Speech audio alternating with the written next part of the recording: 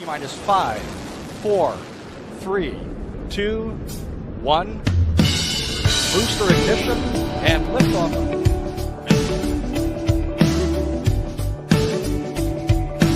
Live from somewhere deep in the Freedom State of Florida, it's the Let's Be Frank Show with your host, Frank.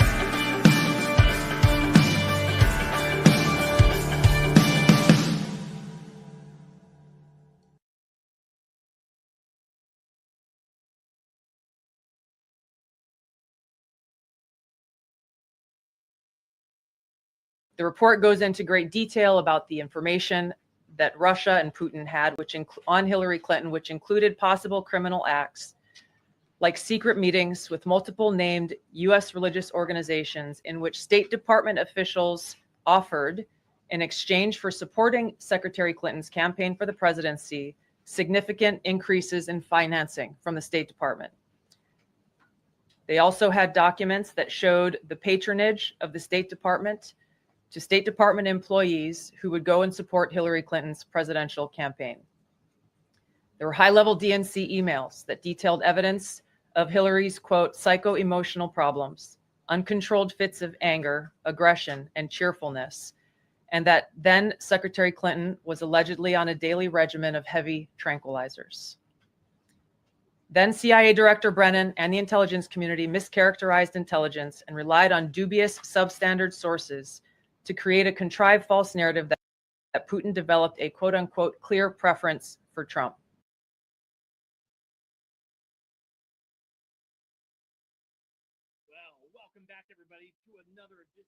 Welcome back to another edition of our Freedom Stream. I'm glad you guys are here joining us tonight for this. I know probably Salty's still going, but that's okay. When he ends, we'll still be on the air. It's great to see all of you guys here this evening. Thank you for joining me. Thank you for being part of today's Freedom Stream as we continue down this whole thing with Barack Hussein Obama, Hillary Clinton, James Clapper, John Brennan, and the rest of the Shady Bunch.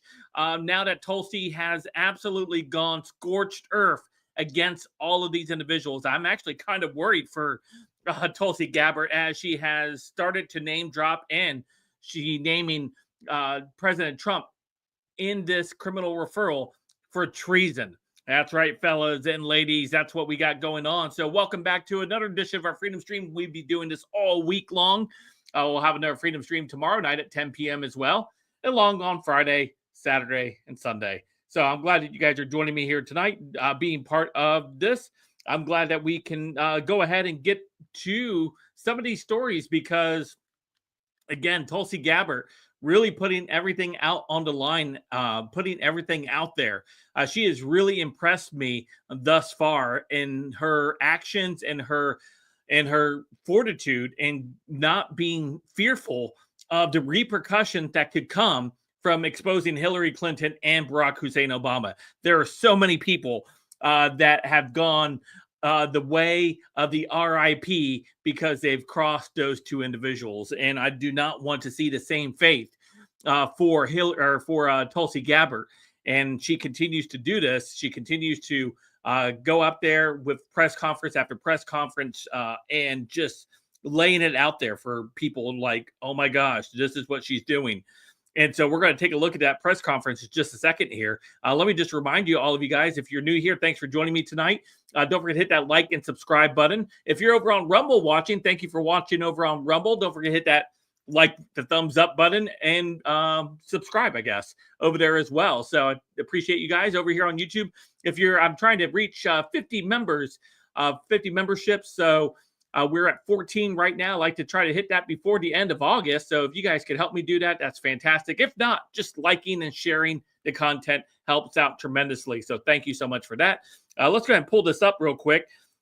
Tulsi Gabbard and her press conference where she absolutely just lays out and reveals the entire Spygate for the world to see. This is amazing. This is what I voted for. I voted for accountability for this. I voted for accountability for the stolen election. I voted for accountability for COVID. I voted for accountability for Epstein. I voted for all this accountability. I'm glad we are seeing it in some of the areas, and this is one of them. So let's kind of take a listen to Tulsi as she goes ahead and lays it all out. Let's take a listen. I'm going to go over the key findings from the House Intelligence Report, which investigated the claims that were made by an intelligence community assessment ordered by President Obama and published in January of 2017. First, Putin's principal interests relating to the 2016 election were to undermine faith in the U.S. democratic process, not show any preference of a certain candidate. In fact, this report shows Putin held back from leaking compromising material on Hillary Clinton prior to the election, instead planning to release it after the election to weaken what Moscow viewed as an inevitable Clinton presidency. In the January 2017 intelligence community assessment that President Obama ordered, John Brennan, who was CIA director at the time, and the intelligence community intentionally suppressed intelligence that showed Putin was saving the most damaging material that he had in his possession about Hillary Clinton until after her potential and likely victory. The report goes into great detail about the information that Russia and Putin had on Hillary Clinton, which included possible criminal acts like secret meetings with multiple named U.S. religious organizations in which State Department officials offered, in exchange for supporting Secretary Clinton's campaign for the presidency, significant increases in financing from the State Department. They also had documents that showed the patronage of the State Department to State Department employees who would go and support Hillary Clinton's presidential campaign. There were high-level DNC emails that detailed evidence of Hillary's, quote, psycho-emotional problems, uncontrolled fits of anger, aggression, and cheerfulness, and that then Secretary Clinton was allegedly on a daily regimen of heavy tranquilizers. Then CIA Director Brennan and the intelligence community mischaracterized intelligence and relied on dubious substandard sources to create a contrived false narrative that Putin developed a quote-unquote clear preference for Trump. Brennan and the IC misled lawmakers by referencing the debunked Steele dossier to assess quote-unquote Russia's plans and intentions, falsely suggesting that this dossier had intelligence value when he knew that it was discredited. The intelligence community excluded significant intelligence and ignored or selectively quoted reliable intelligence that contradicted the intelligence community assessment's key findings on Putin's alleged support for Trump. Including this intelligence reporting would have exposed the ICA's claim as implausible, if not ridiculous. The intelligence community assessment omitted reliably sourced information, such as how some Russian intelligence officials were quote unquote planning for candidate Hillary Clinton's victory, while others assessed neither Trump nor Clinton would respect Russia's interests. As was reflected in the ODNI documents that we released on Friday, multiple intelligence community assessments released in the months leading up to the November 2016 election concluded that Russia had neither the intent nor capability to impact the outcome of the US election. On December 5th of 2016, the FBI and ODNI gave the House Intelligence Committee its first post-election classified briefing, in which there was no mention of Putin aspiring to elect Trump by either agency. The Presidential Daily Brief, drafted on December 8th of 2016, stated that no Russian or criminal actors impacted vote counts. This document was pulled just hours before it was to be published due to quote unquote new guidance. If it had been published, it would have been briefed to both President Obama and President-elect Donald Trump. On December 9th, 2016, a National Security Council meeting was called to gather President Obama's senior national security officials, which included CIA Director Brennan, then Obama DNI James Clapper, Susan Rice, and others. Following that secret meeting, DNI Clapper's assistant sent an email to the intelligence community with the subject line, POTUS tasking on Russia election meddling. tasking ODNI leaders to create a new assessment per the president's request. The House Intelligence Committee Oversight Report that we released today reveals that, quote, unlike routine intelligence community analysis, the intelligence community assessment was a high-profile product ordered by the president, President Obama. It directed senior intelligence community agency heads and created an intelligence community assessment limited to just 5 analysts using one principal drafter. This is not something that occurs in the normal path of producing an intelligence community assessment that reflects the views across the intelligence community. The production of this intelligence community assessment was subject to unusual directives directly from the president and senior political appointees, especially the former director of the CIA, John Brennan.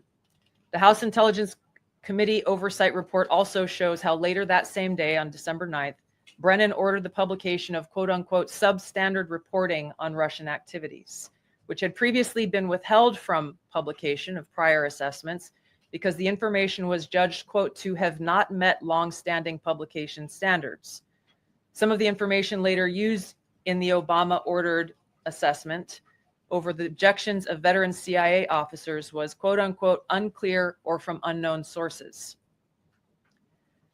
The Intelligence Committee's Oversight Report reveals that CIA Director Brennan overruled senior CIA officers who challenged the Obama-ordered intelligence assessment, stating, quote, we don't have direct information that Putin wanted to get Trump elected.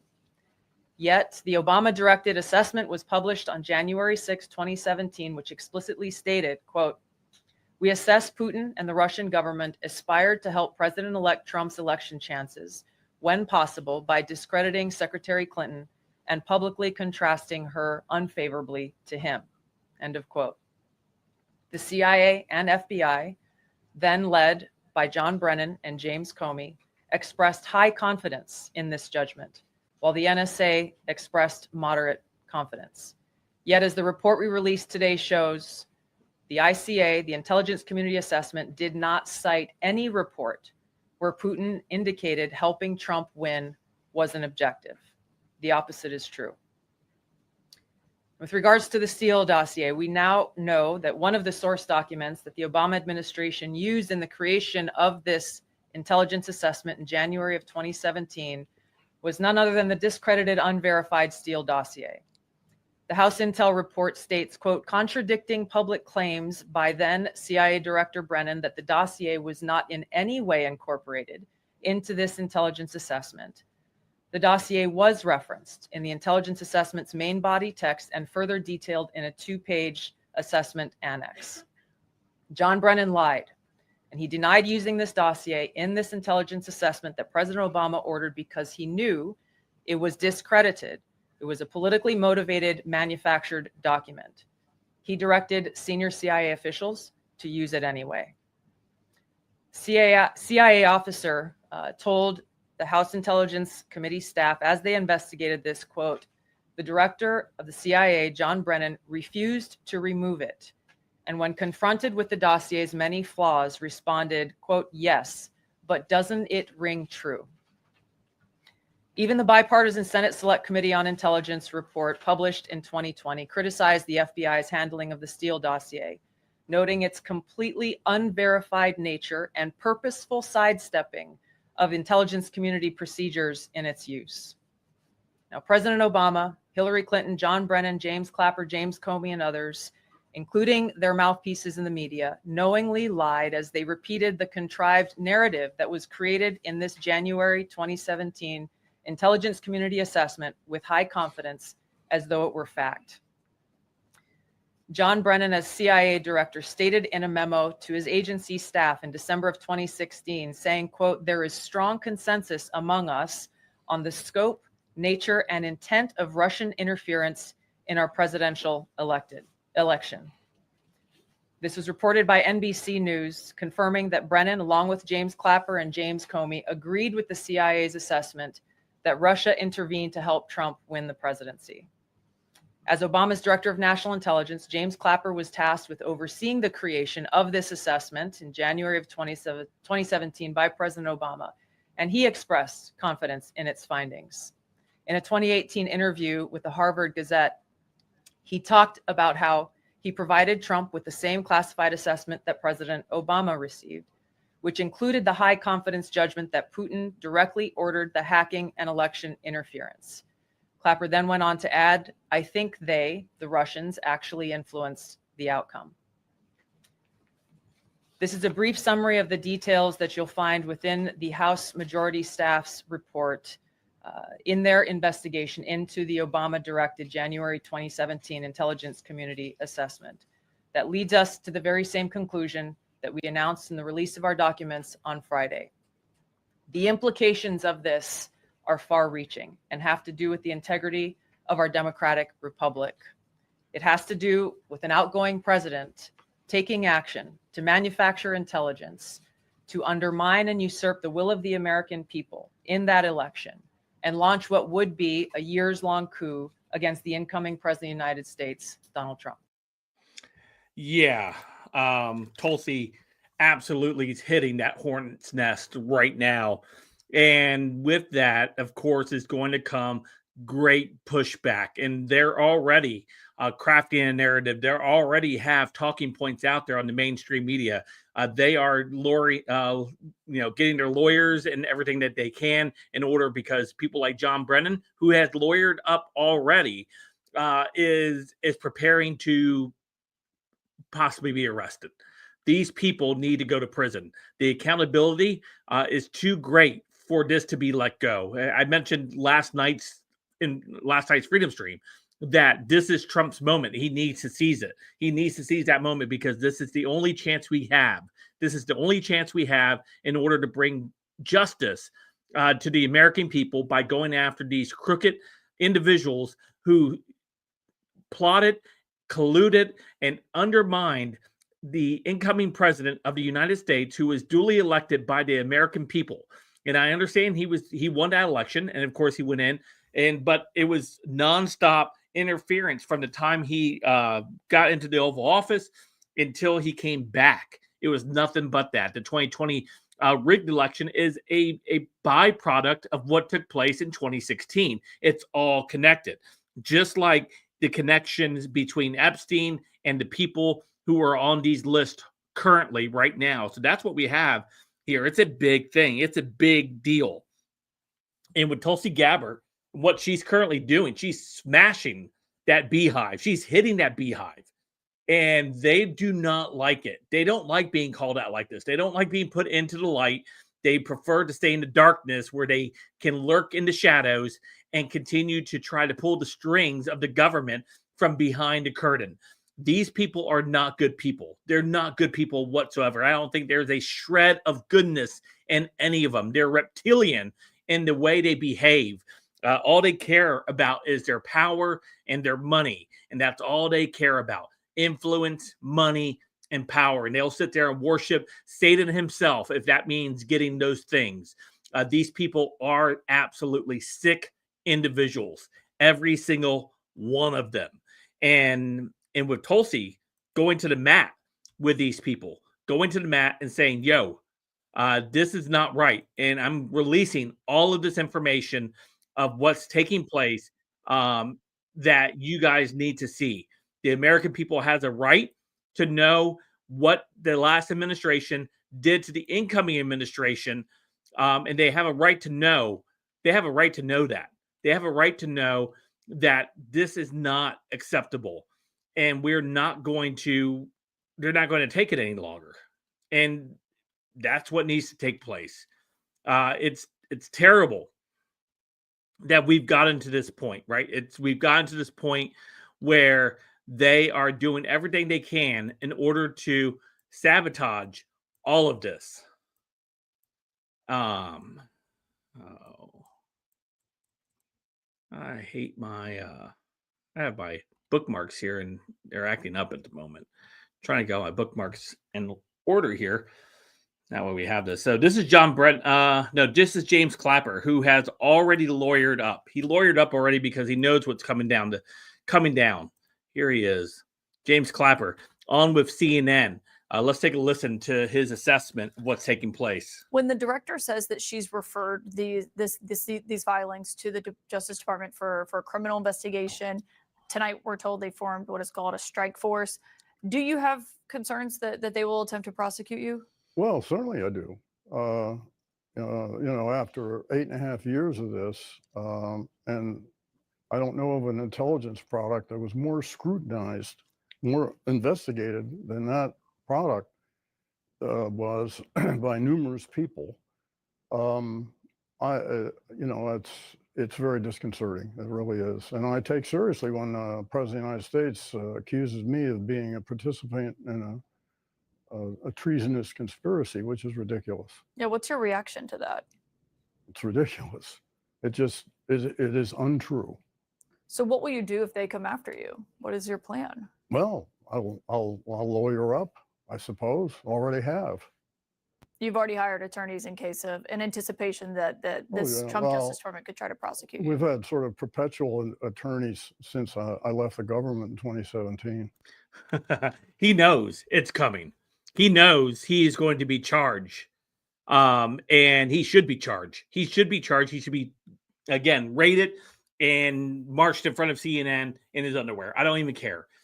These people are evil individuals. People like James Clapper. He knows what he did. He knows he took part in this coup. He knows he was part of it with John Brennan and, of course, Obama, Valerie Jarrett. All of these players, all of them colluded with one another in order to sabotage President Trump. Their ultimate goal was to get him thrown out of office, and then after that, to arrest him.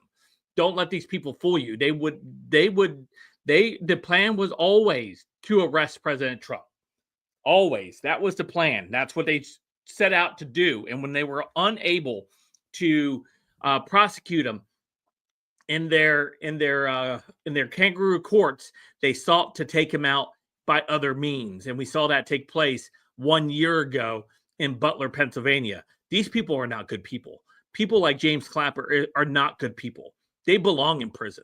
They belong in there, and they belong to be buried underneath the prison where they need to go.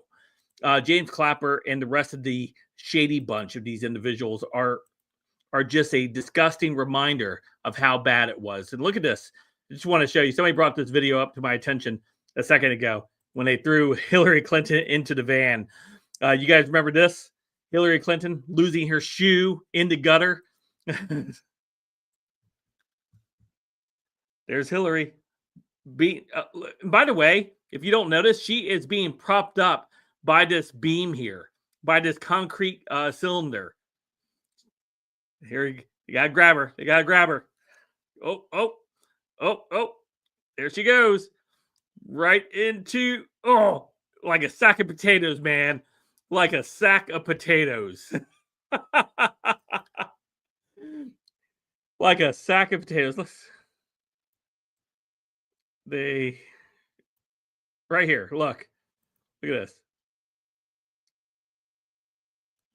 Pushed her right in. Scooting her right in. If we back the tape up just a little bit here, just a little bit, you can see them dragging her cankles.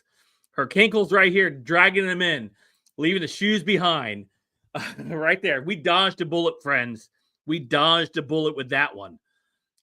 Hillary Clinton being tossed into the black van during 9/11 memorial. Do you guys remember that? And then they tried to play it off, say that she was dehydrated. No, dude, she was on all kinds of medications. She was on tranquilizers. That's how bad it was. They just threw her right in. They were like, oh, man, this election's way harder than we thought we anticipated. This was supposed to be an easy election. This election was supposed to be so easy that all we had to do was prop her up out there. And they did not anticipate the American people showing out for President Trump. And that's what took place. And that's the result. I'm so glad that we dodged that bullet, dodged the bullet of Hillary Clinton being president of the United States. You understand how terrible that would have been? That would have been the worst thing I think we would have ever had to take care of. I mentioned this the last live stream we were on together, talking about Barack Obama's chef. You guys remember that? Barack Obama's chef and how he ended up drowning. And there were reports that Barack Obama was not there. Well, apparently he was. Let's take a listen. Fox News Alert, we have new information tonight in the drowning death of Obama's personal chef, Tafari Campbell. The Massachusetts State Police responded to our FOIA request and released their report with some redactions. According to the report, Obama was on the scene shortly after Campbell went missing. Report also states an unmanned female staffer jumped into the water when Tafari fell off his board, but it was already too late. He disappeared. We also now know that Secret Service has surveillance footage of Campbell from Obama's compound moments before he entered the water. So we're going to see if we can get that, and we may have that for you. Again, we're very, very sorry for Tafari's family. That was a serious, serious tragedy. Fox News Alert, we have new information tonight in the drowning death of Obama. What do you think the chef saw that he had to be taken out by Obama? What do you think the chef was not supposed to see that caused Obama to have this guy taken out? What do you think it was? It had to have been finding out the truth, maybe between Michelle and Obama, or Barack. I mean, that he had to have seen the truth, or maybe he saw Obama's boyfriend over. Maybe that was it.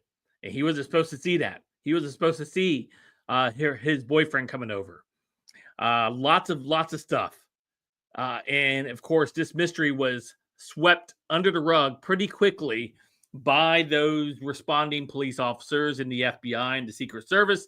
They made that story go away until recently, when Jesse Waters and Fox News used FOIA in order to unredact and unseal some of those files to actually see what took place on Obama's compound with the missing chef who went into the ocean and never came back. And wasn't it interesting that there was another male out there with him when that took place? And then there was footage that they couldn't find anymore. Kind of like the Epstein thing. Oh, there's footage. Oh, no, there's no footage. There's no footage. Oh, there's footage now. Yeah. Something doesn't smell right about this one either. So another one that we need to continue to keep an eye on, as I'm sure that's going to continue to play. And, we talked about a few other things in regards of Hillary Clinton and Hillary Clinton, Barack Obama, Tulsi Gabbard. And here's a big one. This was mentioned during that interview with Aaron Burnett just now. And it was about the Trump strike force that he put together. Let's take a look at this. This was the press release here. This is from Benny Johnson. It says, breaking, the Trump DOJ has launched a strike force to investigate DNI Tulsi Gabbard's bombshell evidence exposing Obama's role in the Russian Gate hoax. This department takes alleged weaponization of the intelligence community with the utmost seriousness. AG Pam Bondi will investigate these troubling disclosures fully and leave no stone unturned to deliver. And that was announced today. Today, the Department of Justice announced the formation of the strike force with the evidence published by Director of National Intelligence, Tulsi Gabbard, and investigate potential next legal steps, which might stem from DNI Gabbard's disclosures. So the department takes alleged weaponization intelligence community with the utmost seriously. The Department of Justice is proud to work with my friend, Director Gabbard, and we are grateful for her partnership in delivering accountability for the American people. We will investigate these troubling disclosures fully and leave no stone unturned and deliver justice. So I hope so. Hope these things do not go to Pam Bondi's Bermuda Triangle desk and are never to be seen again. Hopefully that does not happen. But we're going to keep a close eye on this story as well, because with the task force means there are going to be more eyes on all of this documentation that's been produced by Tulsi Gabbard. That is now going to be in multiple different hands. And who knows, do we have everyone that's in the Department of Justice? Are they loyal to President Trump's vision to bring justice back to America? or are they going to be getting into the hands of those who will be willing to leak the information to the fake news media?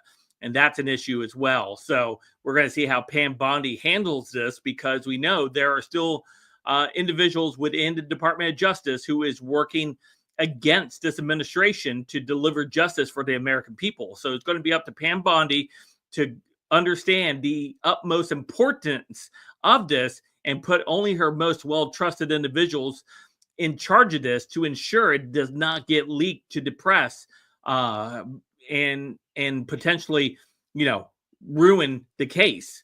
And that could possibly happen. And I fear that could happen. And so we're going to see how Pam Bondi handles this case, and if she's able to actually take this case and make something of it. Arrest Obama, arrest Clinton, arrest all the rest of them, because it's gone on long enough. This country is yearning for justice. It's yearning for accountability. And I know I sound like a broken record with the whole accountability thing, but it cannot be further from the truth. I know that's how I feel. I know I cannot be the only person that feels that way when it comes to wanting to see justice for criminals who have worked in this government, who has worked against the country, and who's worked against the American people. Why would we not want to see justice and accountability? And I'm not tired of talking about it. And I will never get tired of talking about it, because I think it's that important. We're not a republic if we cannot bring these individuals to justice. We are not a republic. We are a banana republic at that point, where we're not doing anything to any of the people in power. And the only party that can do anything is the Democrat Party. They're the only ones that are allowed to arrest individuals, and they call that democracy. Please get out of here. Pam Bondi, you need to step it up and start arresting individuals. That's what the country deserves. We deserve that. Larry Elder, I don't know if you guys know Larry Elder. He's the radio host out in California. He ran for governor out there as well. He didn't do very well, but California is pretty corrupt anyway, with so many illegals able to vote in those elections. So I'm sure it may have been closer had not had so many illegals voting. But he had stated that if Obama is arrested, that he fears there would be a race riot war that would explode in the country. That if Obama is arrested, that people will go to the streets and burn cities down. I wish he would just say black people would do that. Black people in the Antifa gang from Seattle, Washington, the white kids that were going to be part of it. That's what's going to happen, right? And no doubt, right? Why would that not happen? So let's play this scenario out real quick in our heads. Let's kind of lay this out. Let's just say the task force is successful in finding the evidence and procuring indictments to pursue arresting Barack Hussein Obama. Let's just go down that road real quick. So they're able to do it. Say they're able to do it right before next summer. So we have to go all these months, and they're getting all the things put together, and they get everything put together, and they go raid Obama's house. They arrest him. They book him, and now he's arrested and he's on trial. Let's say it's May. Can you see another instance where it would be a George Floyd type of riots going across the country all summer, seeking to impact the elections in November, the midterm elections? Could you see that? Could you see it? I could see that. I could see them using that as a wedge, and then us having weak-spined Republicans coming out and saying, "Oh, we should not be doing this. We shouldn't be going after presidents and people of government. We shouldn't be doing that. We're setting a precedent that we can't go back from." Right? I know there's those Republicans. There's those Republicans that will say that. And as soon as the Democrats wield power once again, they'll go and arrest those same individuals who say, "Oh, we shouldn't be doing that." And they're like, "Oh, see, at least we had our, at least we stood on principle on this one," as they're next in the chopping block, right? And hopefully we don't. Hopefully we don't have any race riots. Hopefully we have our Republicans will stand strong and stand tall behind this effort to root out corruption. But again, I highly doubt that, only for the simple fact that we have so many Republicans who are involved in corruption, who don't want to see corruption end, who don't want to see accountability end, or accountability begin, I should say. And that right there would be red flags, right? Would be red flags for everyone to see. Hey, why are these Republicans against justice for government officials breaking the law? Why are they so against this? Maybe because they're in on it as well, right? Maybe because they're in on it as well, and that is what would take place. And so, yeah, Tulsi Gabbard and everything that's taking place right now with these guys is quite interesting in regards of let's see here. I had another story here. There was an interaction with Tulsi Gabbard and the media just a little bit ago. I gotta come down here. Sorry, I gotta find this one. This was actually really good. Tulsi Gabbard going head to head with the media.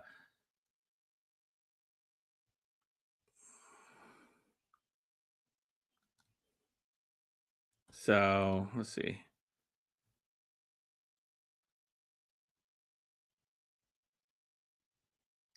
I think this is it here. Okay. Let me pull it up. So this is Gabbard being questioned by CNN. Let's take a listen.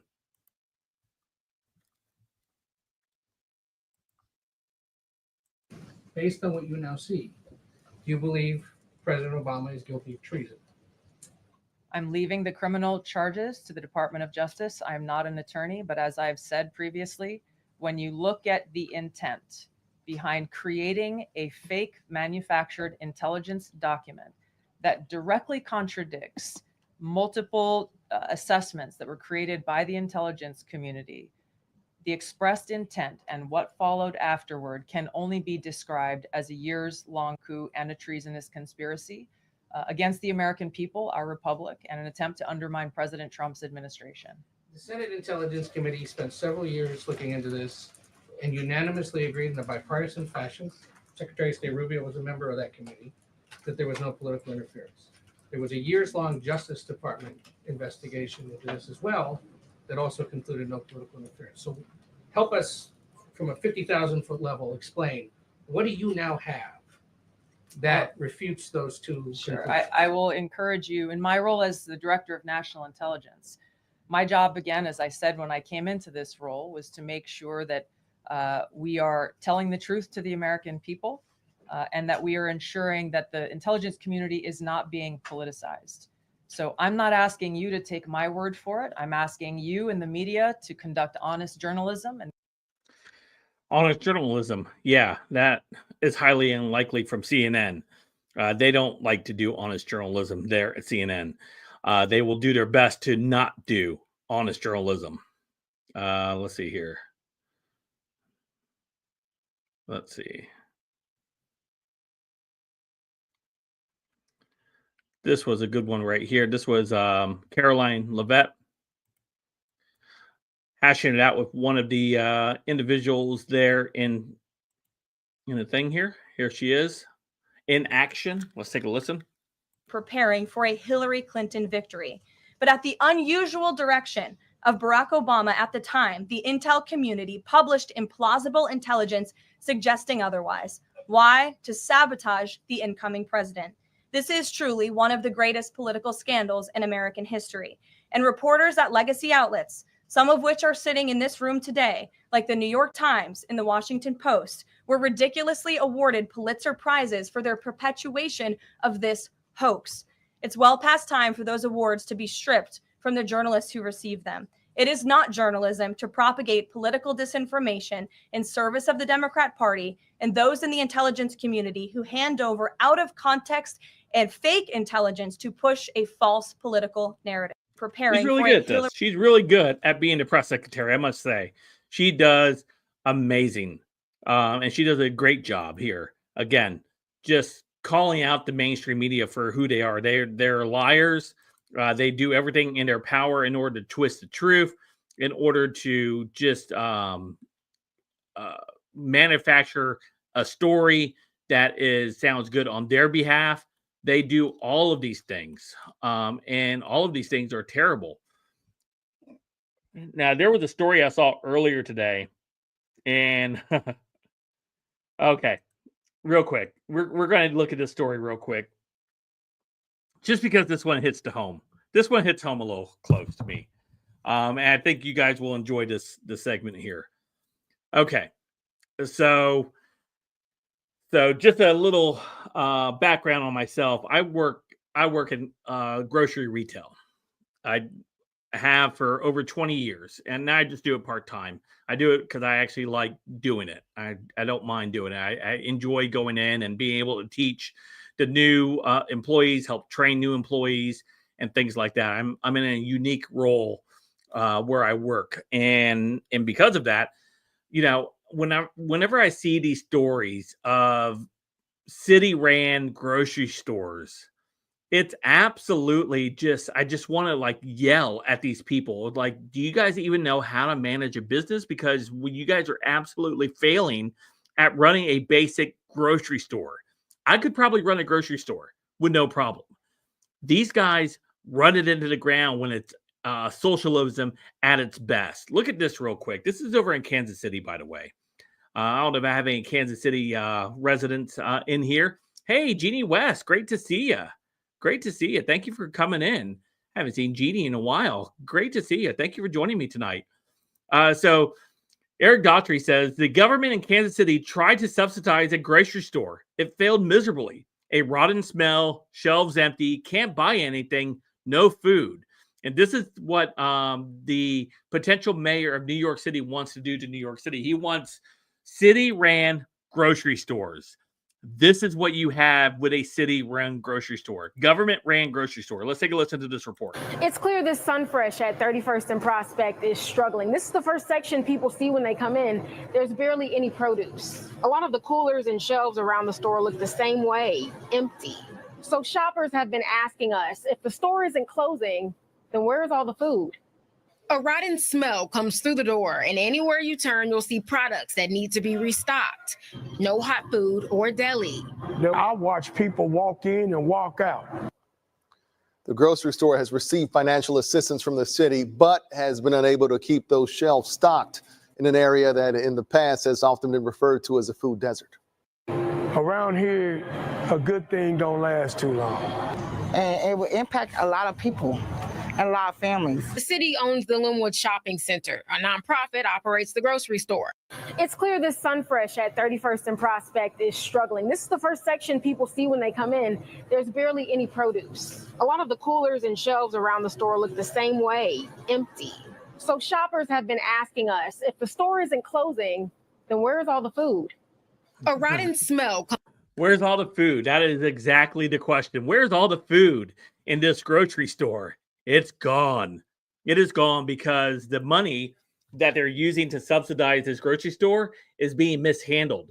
It's being funneled. It's being siphoned off. This is what happens whenever you get government involved with running any type of private business, especially a grocery store.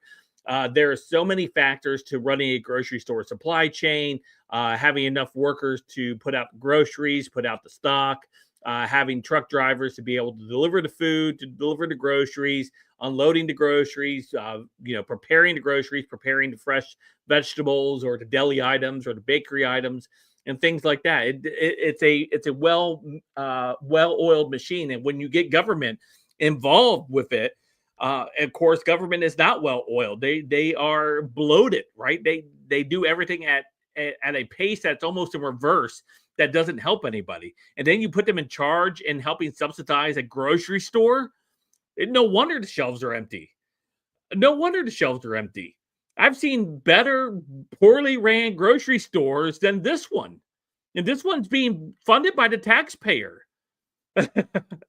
This is what is coming to New York City. So if you live in New York City, you're voting for this upcoming mayor in New York City, this open communist in New York City. And I know we throw that that term around a lot sometimes, but this is what he's advocating for. He's advocating for New York City to have city ran grocery stores. This is the future. This is your future. This is what type of grocery store you would be shopping at. Not much to shop from. A rotten smell coming in right as you come into the front door. That's disgusting, my friends. Not having, and where's that rotten smell coming from? There's no groceries in there. Obviously, they're not cleaning. They're not cleaning. They're not doing any of the things that would require upkeep and maintenance and cleanliness, or of any of those things. If I walked into a grocery store and it has a funny smell, I'm turning right back around. I would be embarrassed to work at a store like that. I probably wouldn't work there. I'd be like, yeah, I'm out. I'm bouncing. I'm bouncing. And that right there, man, that's no, sir. No, I would never work at a store. I would never shop at a store like this. We never shop at a city ran store. Oh my gosh. Oh my gosh. So New York City folks, if you guys are watching, I'm sorry to tell you, but that's your future with that upcoming mayor race that you have. If you vote, what's his name? Mandini or whatever. Yeah. I love grocery stores too. I love grocery stores. I go on vacation. We'll go on vacation from time to time. We'll go to different areas and I love to visit the grocery stores in those areas. I like to go in there. I like to look around. I like to see what they're doing. You know, is there any innovations that they're doing that I could take back to where I work and maybe help integrate something that looks like that it would actually work pretty well and stuff like that. I just love grocery stores. Love them. Love them. It doesn't matter what state I'm in. Doesn't matter what state I visit or whatever. I have to go to the grocery store that is the most prominent grocery store in the area that we're visiting. I have to go see it. I want to go see it. I want to go shop there. I want to go look around. I want to proc. I want to see if I can peek in their back area, see how they're running their back hall area and all kinds of stuff like that. Yeah, I know. I'm a nerd. I'm a nerd when it comes to grocery stores. Am I stealing food? No, I'm not stealing food. No steal food. Stock food. I stock groceries. I stock groceries on the side. I'm a part-time grocery clerk. Oh my goodness. I do. I like grocery stores. I do. It's one of my passions. It's one of the things I love to do. And I've done it for a long time. So when I see stories like this with the whole thing about, grocery stores being ran by the government, I'm like, yeah, no, thank you. Also had this other story here. There was a story. I don't know if you guys saw this or not. I was looking for it today and I can't find it anymore, but there's apparently a scandal. You guys aren't going to believe this. There's actually a scandal in the medical industry right now. I'm trying to look for the story that I had for it with the whole thing about organ harvesting, that they've been organ harvesting at hospitals with people who were going to live. They were harvesting organs. RFK looked into it, and let's see, RFK organ harvesting.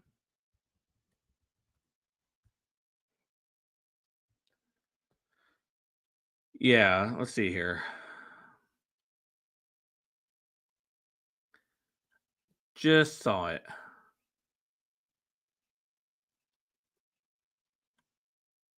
There we go. Okay.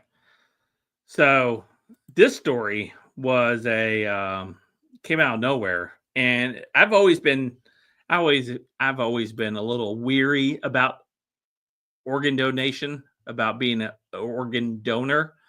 Well, apparently, Secretary Kennedy put this out. He said, our findings show that hospitals allow the organ procurement process to begin with patients showing signs of life.